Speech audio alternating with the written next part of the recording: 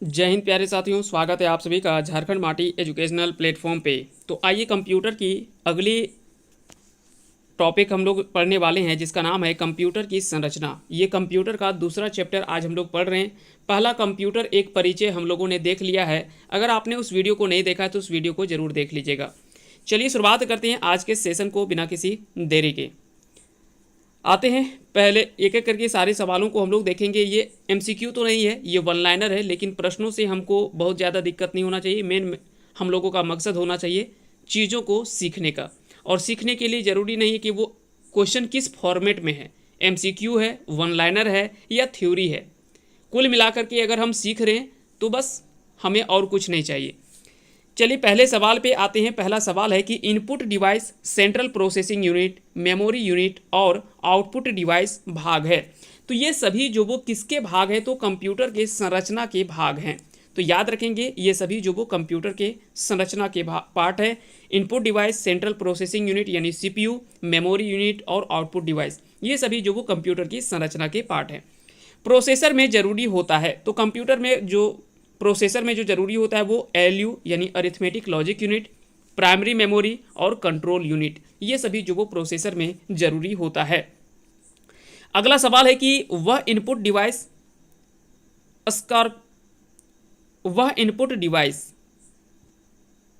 थोड़ा सा यहाँ पे टाइपिंग मिस्टेक है, कोई बात नहीं, यहाँ पे देख लीजिएगा, इसका थोड़ा सा यहाँ पे टाइपिंग एरर है ना। इसके द्वारा उत्तरमाला, है ना, वह इनपुट डिवाइस जिसके द्वारा अध्यापक के द्वारा उत्तरमाला यानी आंसर शीट की जांच जो वो करने में उपयोग किया जाता है। तो वह इनपुट डिवाइस जिससे अध्यापक के द्वारा, है ना, उत्तरमाला की जांच जो करने के लिए प्रयोग किया जाता है, यानी आंसर शीट जो जांच करने के लिए प्रयोग किया जाता है, वो किसका प्रयोग किया जाता है, तो ओएमआर का प्रयोग जो वो होता है। सीपीयू को किसके नाम से भी जाना जाता है, तो सीपीयू को माइक्रो प्रोसेसर के नाम से भी जाना जाता है। अगला सवाल है कि सीपीयू को कंप्यूटर का क्या कहा जाता है, तो कंप्यूटर का मस्तिष्क या कंप्यूटर का दिमाग भी कहा जाता है, या कंप्यूटर का ब्रेन कहा जाता है। यहाँ से कई बार सवाल यह भी पूछा गया है। अंकगणितीय गणना एवं तार्किक गणना कौन करता है, तो बता दें कि सीपीयू के द्वारा अंकगणितीय एवं तार्किक गणनाएं, दोनों तरह की गणना करने का काम करता है। सीपीयू का फुल फॉर्म भी कई बार आपसे पूछे जाते हैं, तो सीपीयू का पूर्ण रूप जो होता है सेंट्रल प्रोसेसिंग यूनिट होता है। निविष्ट युक्ति यानी इनपुट डिवाइस, अब देखिए यहाँ पे हिंदी काफ़ी शुद्ध हिंदी लिखा हुआ है, तो ऐसे में जब आप कंप्यूटर को चैप्टर को पढ़ रहे होते हैं तो वहाँ पे इंग्लिश जो वर्ड होते हैं वो आपको ज़्यादा अच्छा सेंस देता है समझने के लिए। इसलिए आप हिंदी और इंग्लिश दोनों भाषाओं का प्रयोग करते हुए ही आप कंप्यूटर पढ़ें तो आपके लिए ज़्यादा आसान होगा। निविष्ट युक्ति यानी इनपुट डिवाइस द्वारा आंकड़ा यानी डाटा और निर्देशों को कंप्यूटर में किया जाता है, तो वह प्रविष्ट किया जाता है, जिसको इंटर कहा जाता है। अब देखिए हिंदी से आपको समझ में नहीं आ रहा है, लेकिन इंग्लिश का इंटर वर्ड आपको आसानी से समझ में आ गया।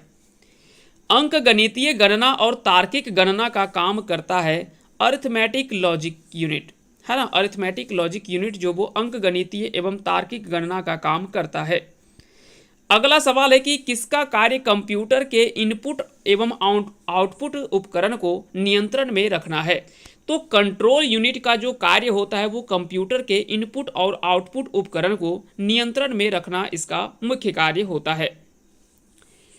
कीबोर्ड कितने प्रकार के होते हैं, तो कीबोर्ड मुख्य रूप में दो प्रकार के होते हैं, सीरियल और पैरेलल, है ना। ये दो प्रकार के कीबोर्ड होते हैं, सीरियल कीबोर्ड और पैरेलल कीबोर्ड। कंप्यूटर स्मृति यानी मेमोरी प्रकार किसी भी निर्देश, सूचना अथवा परिणाम को क्या करता है, तो संचित करना होता है। कंप्यूटर मेमोरी में किसी भी प्रकार के, है ना, किसी भी प्रकार के निर्देश या सूचना को अथवा परिणाम को संचित करना होता है, तो इसका सही आंसर हो जाएगा संचित करना होता है। सहायक स्मृति का उपयोग मुख्यतः किसको एकत्रित करने हेतु किया जाता है, तो सहायक स्मृति का सही उपयोग जो है वो मुख्यतः बैकअप आंकड़ा यानी बैकअप डाटा को एकत्रित करने हेतु इसका प्रयोग किया जाता है। पेन ड्राइव को क्या कहते हैं, तो पेन ड्राइव को यूएसबी फ्लैश ड्राइव भी कहा जाता है पेन ड्राइव को। कंप्यूटर की मुख्य स्मृति का अन्य नाम क्या है, तो कंप्यूटर की मुख्य स्मृति का जो अन्य नाम है वो है प्राइमरी मेमोरी। वह स्मृति, अब स्मृति यहाँ पे बार बार आ रहा है तो याद रखेंगे, इसको इंग्लिश में मेमोरी कहा जाता है, जो कि आप अच्छे से समझते हैं। तो कहता है कि वह मेमोरी जिसका एक्सेस टाइम सबसे निम्न होता है उसे क्या कहा जाता है, तो उसे कैश मेमोरी कहा जाता है ना, कैश स्मृति कहा जाता है। हिंदी में थोड़ा सा होता है कठिनाई, इसलिए आप इंग्लिश को भी आप ध्यान रखें, इसलिए हम लोगों ने हिंदी इंग्लिश दोनों रखने का प्रयास किया है ताकि चीज़ें आप आसानी से समझ सकें। अगला सवाल है कि हार्ड डिस्क के आंशिक ट्रैक का घनत्व सबसे बाहरी ट्रैक के घनत्व से कितना होता है। तो हार्ड डिस्क का जो आंशिक ट्रैक का घनत्व होता है वो सबसे बाहरी ट्रैक के घनत्व से अधिक होता है, तो इसका आंसर हो जाएगा अधिक होता है। फाइलों और फोल्डरों को कंप्यूटर हार्ड डिस्क पर किसके संरचना के रूप में या किस संरचना के रूप में व्यवस्थित किया जाता है, तो ट्री संरचना के रूप में व्यवस्थित किया जाता है। कॉम्पैक्ट डिस्क में यानी सीडी जो है वो कॉम्पैक्ट डिस्क यानी सीडी का आकार होता है। तो बता दें कि कॉम्पैक्ट डिस्क यानी सीडी का जो आकार होता है वो गोल आकार का होता है। एक कॉम्पैक्ट डिस्क में किस तकनीक का प्रयोग किया जाता है, तो एक कॉम्पैक्ट डिस्क में लेजर तकनीक का प्रयोग किया जाता है। तो लेजर तकनीक का प्रयोग जो वो कॉम्पैक्ट डिस्क में किया जाता है। एक कॉम्पैक्ट डिस्क यानी सीडी में आंकड़ा यानी डाटा भंडारण पद्धति होती है।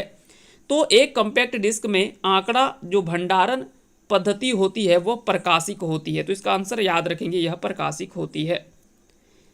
इंडेक्स होल संबंधित है। इंडेक्स होल किससे संबंधित है, तो यह फ्लॉपी डिस्क से संबंधित है। डिजिटल वर्सेटाइल डिस्क होती है। डिजिटल वर्सेटाइल डिस्क क्या होती है, तो यह रैम होती है। ब्लू रे डिस्क एक क्या है, तो ब्लू रे डिस्क जो है वो एक डाटा संग्रहण प्रणाली है। ब्लू रे क्या है, तो ब्लू रे जो है वो एक डाटा संग्रहण प्रणाली है।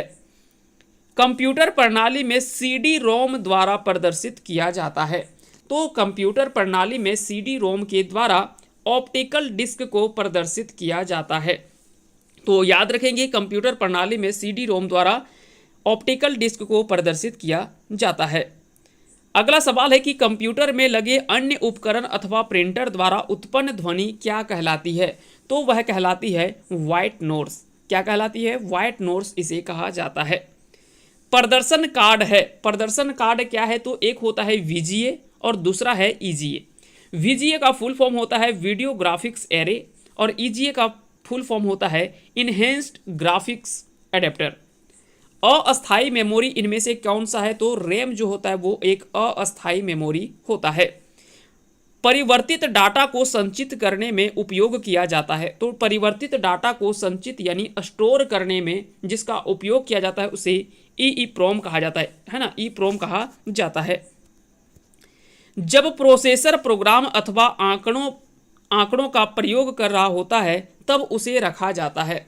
कहता है कि जब प्रोसेसर प्रोग्राम अथवा आंकड़ों का प्रयोग कर रहा होता है तब उसे कहाँ रखा जाता है, तो उसे मेन मेमोरी में रखा जाता है, मुख्य स्मृति में रखा जाता है। माउस की वह श्रेणी जो माउस मूवमेंट का पता लगाने के लिए लेजर का उपयोग करती है, तो वह क्या कहलाती है, वह ऑप्टिकल माउस कहलाती है। क्या कहलाती है, वह ऑप्टिकल माउस जो वो कहलाती है।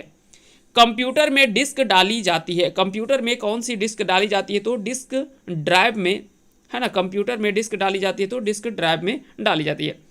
अगला सवाल है कि फ्लॉपी डिस्क पर आंकड़े यानी डाटा कौन से नामक रिंग्स में रिकॉर्ड किया जाता है, तो फ्लॉपी डिस्क के आंकड़ों को जो है वो राउंडर्स नामक एक रिंग्स होता है उसी में रिकॉर्ड किया जाता है, तो इसका आंसर हो जाएगा राउंडर्स। सेकेंडरी स्टोरेज मीडिया से हार्ड डिस्क में सॉफ्टवेयर प्रोग्रामों को कॉपी करने की प्रक्रिया यानी प्रोसेस को क्या कहते हैं, तो उसे इंस्टॉलेशन कहते हैं। क्या कहते हैं, इंस्टॉलेशन कहते हैं। सेकेंडरी स्टोरेज मीडिया से हार्ड डिस्क में सॉफ्टवेयर प्रोग्रामों को कॉपी करने की प्रक्रिया जो होता है उसे इंस्टॉलेशन कहा जाता है। उपयोगकर्ता यानी यूजर के द्वारा डाटा को एक से अधिक बार एकत्रित यानी कलेक्ट करने की क्षमता है तो CDRW में होता है ना, याद रखेंगे CDRW में। कंप्यूटर का वह भाग जो सूचना को संग्रहित करने में सहायक होता है वह डिस्क ड्राइव कहलाता है। क्या कहलाता है? डिस्क ड्राइव कहलाता है। तो कंप्यूटर का वह भाग जो सूचना को संग्रहित करने में सहायक होता है वह डिस्क ड्राइव कहलाता है। अगला सवाल है कि यानी अस्थायी स्टोरेज डिवाइस क्या है? अस्थायी स्टोरेज डिवाइस है तो हार्ड डिस्क जो होता है वो अस्थायी स्टोरेज डिवाइस है। कंप्यूटर में अधिकांश प्रोसेसिंग किसमें होती है? तो सीपीयू में जो वो कंप्यूटर का अधिकांश प्रोसेसिंग जो वो सीपीयू में होता है। सीपीयू क्या है? तो सीपीयू जो वो एक प्रोसेसिंग युक्ति है। कंप्यूटर का सबसे महत्वपूर्ण हिस्सा कौन सा होता है? तो सीपीयू जो है वो कंप्यूटर का सबसे महत्वपूर्ण हिस्सा होता है। एक बुनियादी कंप्यूटर सिस्टम पेरिफेरल डिवाइसों में किसमें शामिल, कौन सा शामिल नहीं होता है? कहता है कि एक बुनियादी कंप्यूटर सिस्टम पेरिफेरल डिवाइसों में कौन सा शामिल नहीं होता है? तो सीपीयू इसमें शामिल नहीं होता है। सीपीयू को मुख्यतः कितने भागों में बांटा जा सकता है? तो सीपीयू को मुख्य रूप में 3 भागों में बांटा गया है। एएलयू यानी अरिथमेटिक लॉजिक यूनिट, एक होता है सीयू कंट्रोल यूनिट और एक होता है एमयू, है ना। तो आप लोग कमेंट करके बताइएगा कि एमयू का अर्थ यहाँ पे क्या है। आप इसका फुल फॉर्म आप कमेंट बॉक्स में हमें लिख दीजिएगा। सीपीयू में आंतरिक स्टोरेज यानी इंटरनल स्टोरेज के लिए होता है। तो सीपीयू में आंतरिक स्टोरेज यानी इंटरनल स्टोरेज के लिए उसमें से रजिस्टर होता है। तो याद रखेंगे रजिस्टर उसमें से शामिल होता है। इनपुट का आउटपुट में रूपांतर किया जाता है। तो कहता है कि इनपुट का आउटपुट में रूपांतर सीपीयू के द्वारा किया जाता है ना। तो इनपुट का आउटपुट में रूपांतर जो वो किसके द्वारा किया जाता है? तो सीपीयू के द्वारा यह कार्य किया जाता है। कंप्यूटर के कार्य करने की गति को मापते हैं तो मेगाहर्ट्ज में मापा जाता है ना। मेगाहर्ट्ज में जो वो मापा जाता है कंप्यूटर के कार्य करने की गति को। सीपीयू की गति को किस में मापा जाता है? तो सीपीयू की गति को हर्ट्ज, मिप्स और एमएफ्लॉप्स, है ना, मैफ्लॉप्स कहा जाता है जिसको, है ना। तो याद रखेंगे सीपीयू की गति को हर्ट्ज, मिप्स और मैफ्लॉप्स। तो ये सभी में जो वो कंप्यूटर के सीपीयू की गति को मापा जाता है, जबकि कंप्यूटर के कार्य करने की गति को मेगाहर्ट्ज में मापा जाता है। किसी कंप्यूटर में जोड़ने, तुलना करने और मिलाने के कार्य होते हैं तो वो सीपीयू चिप में होते हैं। याद रखेंगे यह सभी कार्य जो वो सीपीयू चिप में होते हैं। कैश में से वर्ड को हटाते ही मुख्य स्मृति को अद्यतन यानी अपडेट करने की विधि को क्या कहते हैं? कहता है कि कैश में से, है ना, जो कैश मेमोरी होता है उसमें से, कैश मेमोरी में से, है ना, जो कैश होता है उसमें से वर्ड को हटाते ही मुख्य स्मृति यानी मेन मेमोरी को अद्यतन यानी अपडेट करने की विधि को क्या कहते हैं? तो उसे राइट बैक कहते हैं। क्या कहते हैं? उसे राइट बैक कहा जाता है। अगला सवाल है कि कैश मेमोरी कार्य करती है। तो कैश मेमोरी जो वो सीपीयू और रैम के मध्य कार्य करता है ना। सीपीयू और रैम के मध्य में ही कैश मेमोरी कार्य जो वो करती है। अगला सवाल है कि फ्लैश ड्राइव क्या है? तो फ्लैश ड्राइव जो वो EEPROM है। तो EEPROM का भी पूर्ण रूप आपको याद रखना है। इसके पिछले वीडियो में हमने सबका फुल फॉर्म जो वो बता दिया है। अगर आपने नहीं देखा है उस वीडियो को जरूर देख लीजिएगा। पिक्सल होते हैं तो पिक्सल क्या होते हैं? तो पिक्चर का एक सबसे छोटा भाग जो वो पिक्सल कहलाता है ना। तो पिक्चर का सबसे छोटा भाग ही पिक्सल होते हैं। EEPROM का उदाहरण है। EEPROM का इनमें से कौन सा उदाहरण? तो फ्लैश मेमोरी जो वो EEPROM का उदाहरण है। माइक्रो प्रोसेसर जो कंप्यूटर का मस्तिष्क होता है उसे और भी क्या कहा जाता है? तो उसे माइक्रोचिप भी कहा जाता है। तो माइक्रो प्रोसेसर जो कंप्यूटर का मस्तिष्क होता है उसे माइक्रोचिप भी कहा जाता है। ऐसी युक्ति जो कंप्यूटर यानी एक ऐसा डिवाइस जो कंप्यूटर में बाहर से जोड़ी जाती है उसे क्या कहते हैं? उसे हम लोग कहते हैं पेरिफेरल डिवाइस। पेरिफेरल युक्ति उसे कहा जाता है। ALU किसका भाग है? तो ALU जो है वो CPU का ही भाग है। कंप्यूटर के किस भाग को नर्व सिस्टम कहा जाता है? तो बता दें कि कंप्यूटर के कंट्रोल यूनिट जो भाग होता है कंप्यूटर का उसको नर्व सिस्टम भी कहा जाता है कंप्यूटर का। तो याद रखेंगे, ऐसे सवाल भी आपकी परीक्षा में पूछे जा सकते हैं। अगला सवाल है कि सीपीयू और इनपुट आउटपुट के बीच सिग्नलों के मूवमेंट को नियंत्रित करता है। तो सीपीयू और इनपुट आउटपुट के बीच में सिग्नलों के मूवमेंट को जो नियंत्रित करता है उसे कंट्रोल यूनिट कहा जाता है।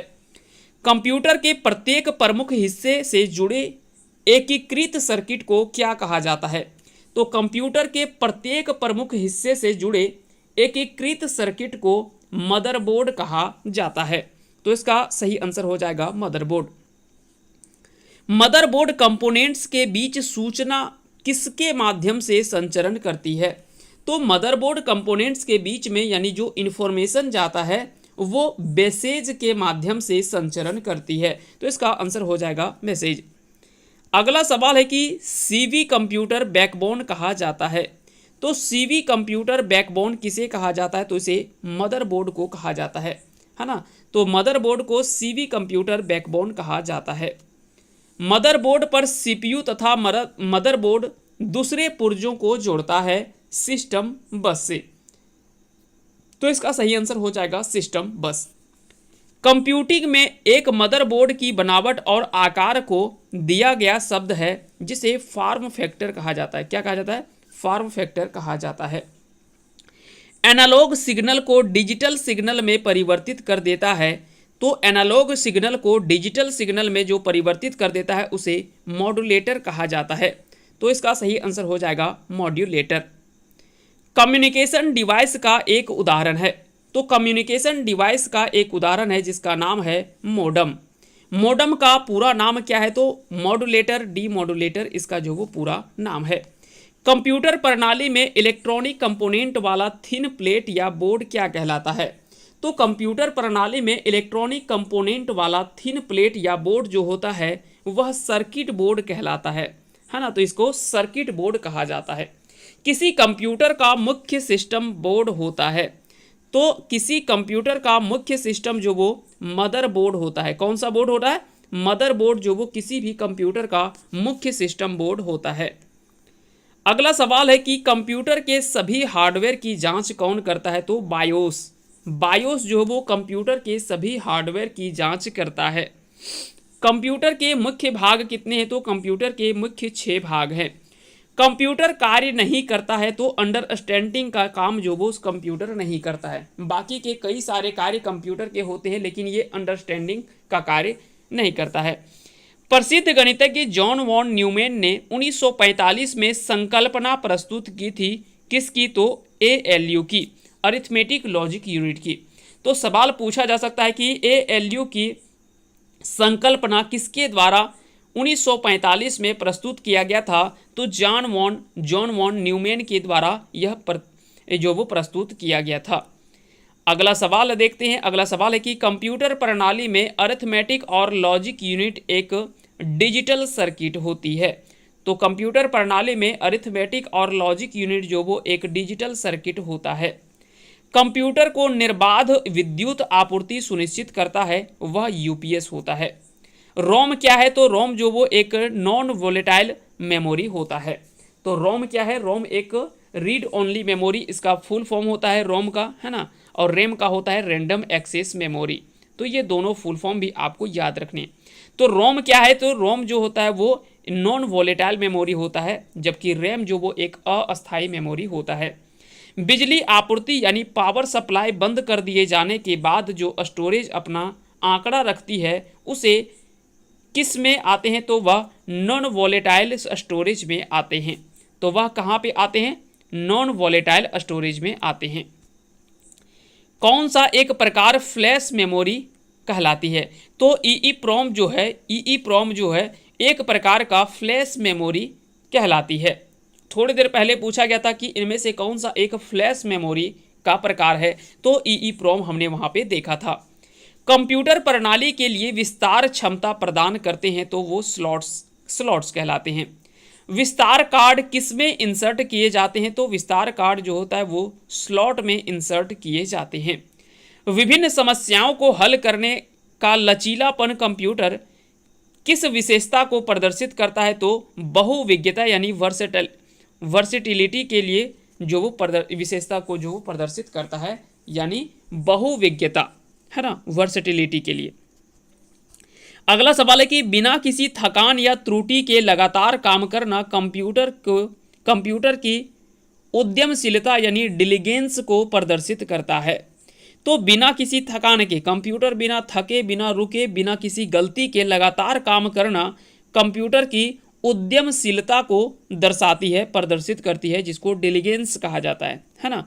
कंप्यूटर में शब्द की लंबाई किसमें मापी जाती है? तो बीट्स में मापा जाता है।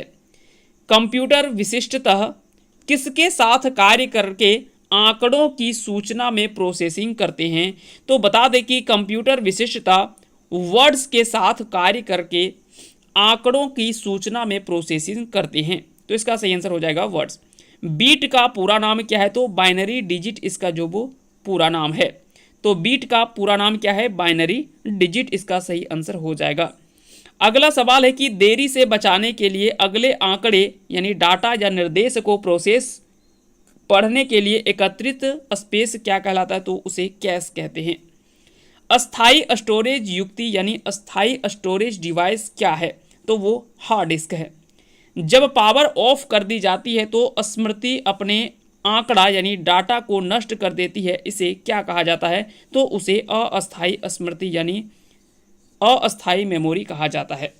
अब देखिए कहता है कि जब पावर ऑफ कर दी जाती है तो स्मृति अपने डाटा को नष्ट कर देती है, तो वही तो कहलाता है अस्थाई मेमोरी। कहता है कि यदि प्रयुक्त यूजर को यानी यूजर को सीपीयू में तत्काल उपलब्ध सूचना को की जरूरत हो तो किसमें एकत्रित की जानी चाहिए?